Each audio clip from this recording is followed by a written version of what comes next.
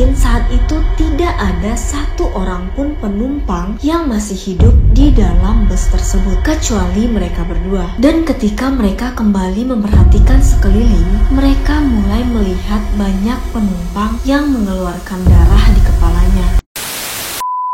Hai guys, aku Olivia dan selamat datang kembali di YouTube channel aku. Di episode kali ini aku akan kembali membacakan cerita horor atau paranormal experience yang dikirimkan ke email aku. Nah, kali ini aku akan membacakan sebuah pengalaman horor yang dialami oleh seseorang yang namanya kita sebut saja dengan Bang Ucok. Cerita ini merupakan sebuah peristiwa yang sangat mengerikan dan bahkan sulit untuk diterima akal sehat. Bang Ucok dan juga temannya yang menaiki sebuah bus, baik pengendara maupun penumpang di dalamnya tidak terlihat seperti manusia. Tapi seperti biasa, sebelum kita masuk ke ceritanya, jangan lupa untuk like, subscribe, dan juga komen sebagai bentuk dukungan kalian terhadap YouTube channel aku. Oke, tanpa berlama-lama, langsung saja kita masuk ke ceritanya.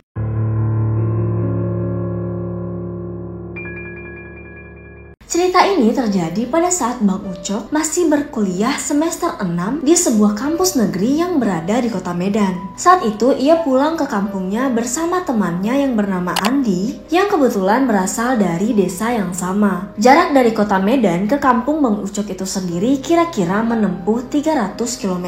Nah, setelah Bang Ucok ini seminggu di kampungnya, ia pun harus balik ke kota Medan untuk melanjutkan perkuliahannya. Saat itu Bang Ucok dan juga Andi memutuskan untuk balik ke kota Medan dengan menggunakan bus malam agar nantinya ia sampai di kota Medan pada pagi hari dan bisa langsung mengikuti perkuliahan. Malam itu kira-kira pukul 10 malam, Bang Ucok pun meminta izin kepada orang tuanya dan juga saudara-saudaranya untuk balik ke kota Medan. Tidak lupa ia juga meminta doa agar diberi keselamatan di jalan dan dipermudah segala urusannya. Setelah berpamitan dengan keluarga masing-masing, Bang Ucok dan Andi pun berjalan menuju ke tempat biasa ia menunggu bus ke kota Medan. Dan mereka sangat tidak menyangka bahwa keberangkatannya malam itu menjadi pengalaman yang paling menyeramkan yang pernah mereka alami seumur hidup mereka. Setelah beberapa menit berjalan, akhirnya Bang Ucok dan Andi pun sampai di tempat penungguan bus mereka. Mereka yang sudah terbiasa menaiki bus malam pun tidak memiliki firasat yang aneh. Sambil menunggu bus tujuan Medan lewat, mereka pun menghabiskan waktu dengan membicarakan banyak hal. Sebenarnya pada hari-hari biasa, sangat banyak bus menuju kota Medan berangkat pada malam hari. Tapi anehnya, entah kenapa malam itu setelah menunggu lebih dari 2 jam, bus yang mereka tunggu-tunggu tidak kunjung datang. Malam pun semakin larut, jam pun sudah menunjukkan lebih dari jam 11 malam. Hawa dingin pegunungan pun mulai terasa menusuk dan saat itu Bang Ucok pun berkata kepada Andi, kalau seandainya 10 menit lagi bus yang kita tunggu tidak kunjung datang, kita sebaiknya balik ke kota Medan pada pagi hari. Andi pun mengangguk setuju karena udara malam itu benar-benar terasa sangat dingin. Nah, ketika Bang Ucok dan juga Andi mulai putus asa dan mereka sudah bersiap-siap untuk kembali ke desa mereka, tiba-tiba terlihat sorot lampu dari kejauhan. Dan semakin lama sorot lampu itu semakin mendekat dan menerpa wajah mereka. Dan tanpa mereka berhentikan, tiba-tiba berhenti sebuah bus yang memiliki tujuan ke kota Medan. Bus itu berhenti tepat di depan mereka dan pintu belakang dari bus itu pun langsung terbuka. Tanpa berpikir panjang, mereka pun memutuskan untuk naik ke dalam bus itu. Setelah berada di dalam bus, mereka pun langsung mencari bangku yang kosong. Pintu bus pun langsung tertutup dan bus pun melaju dengan cepat. Ketika Bang Ucok dan Andi mencari bangku yang kosong, ia pun melihat sekelilingnya dan ia pun menyaksikan pemandangan yang sangat mengerikan.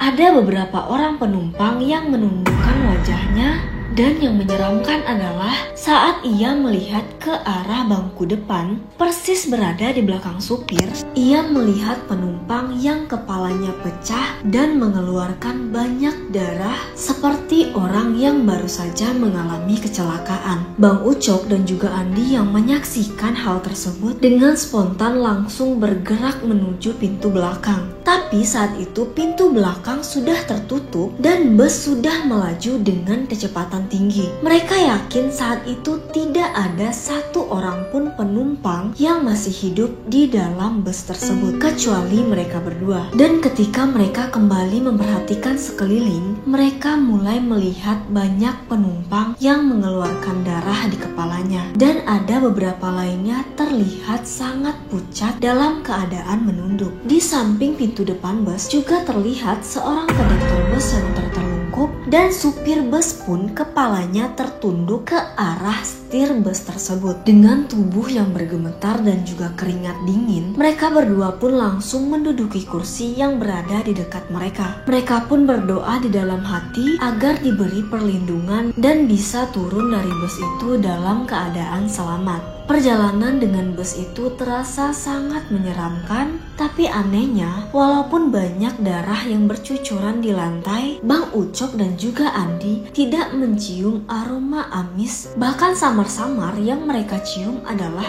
aroma bunga sedap malam. Dan saat itu, ketika mereka mencoba melihat ke arah luar jendela, Bang Ucok dan juga Andi tidak melihat adanya cahaya dari lampu-lampu rumah yang biasanya mereka lihat ketika mereka melewati jalan menuju kota Medan. Di sepanjang perjalanan, mereka hanya melihat kabut putih yang menyelimuti bus tersebut. Tapi sesekali mereka juga mendengar suara rintihan seperti orang yang sedang kesakitan. Nah, saat itu mereka yang panik pun mengecek telepon genggam mereka, berusaha untuk menelpon keluarga mereka. Tapi sayangnya saat itu telepon genggam mereka tidak mendapatkan sinyal sedikit pun. Bang Ucok dan Andi pun tidak henti-hentinya berdoa di dalam hati mereka. Tak beberapa lama tanpa mereka sadari, di tengah ketakutan mereka pun tertidur dengan sangat pulas. Bang Ucok dan Andi tidak tahu pasti berapa lama mereka tertidur. Sampai akhirnya mereka berdua terbangun karena mendengar suara teriakan yang mengatakan Amplas, yang menandakan mereka berdua sudah sampai di terminal terpadu Amplas yang berada di kota Medan. Bus pun saat itu langsung berhenti dan pintu belakangnya kembali terbuka dengan sendirinya. Mereka berdua pun lagi-lagi memperhatikan sekelilingnya, tapi anehnya saat itu mereka tidak menemukan satu orang pun di dalam bus tersebut. Bus itu benar-benar dalam keadaan kosong. Mereka pun mulai bertanya-tanya kemana orang-orang yang tadi mereka lihat dan kemana darah-darah yang tadi berceceran di lantai bus. Dengan penuh tanda tanya besar, mereka pun berjalan menuju pintu keluar bus. Setelah mereka turun dari bus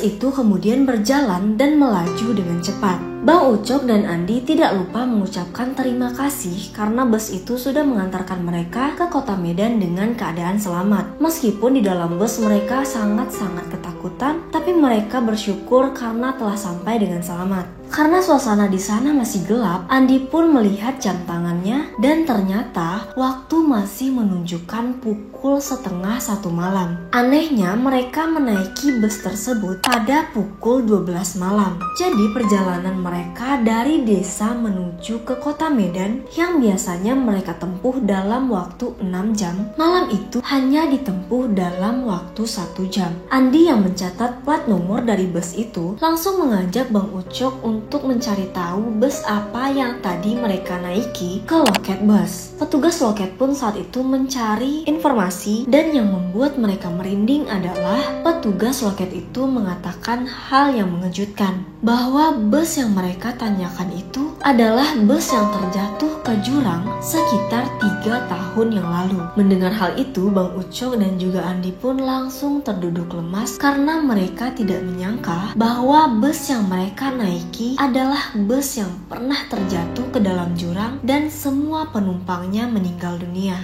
Oke, sekian cerita dari Bang Ucok, dan bagaimana menurut kalian? Apakah kalian juga pernah merasakan hal yang serupa? Kalian boleh banget untuk menuliskannya di kolom komentar. Atau kalau misalnya kalian memiliki pengalaman horor yang ingin aku bacakan, kalian boleh banget untuk mengirimkannya ke email aku. Sekian cerita kali ini, semoga kalian suka dengan ceritanya. Jangan lupa untuk like, subscribe, dan juga komen, serta hidupkan lonceng notifikasinya agar kalian mendapatkan notifikasi dari updatean video terbaru aku. Dan sampai jumpa di video-video menarik selanjutnya.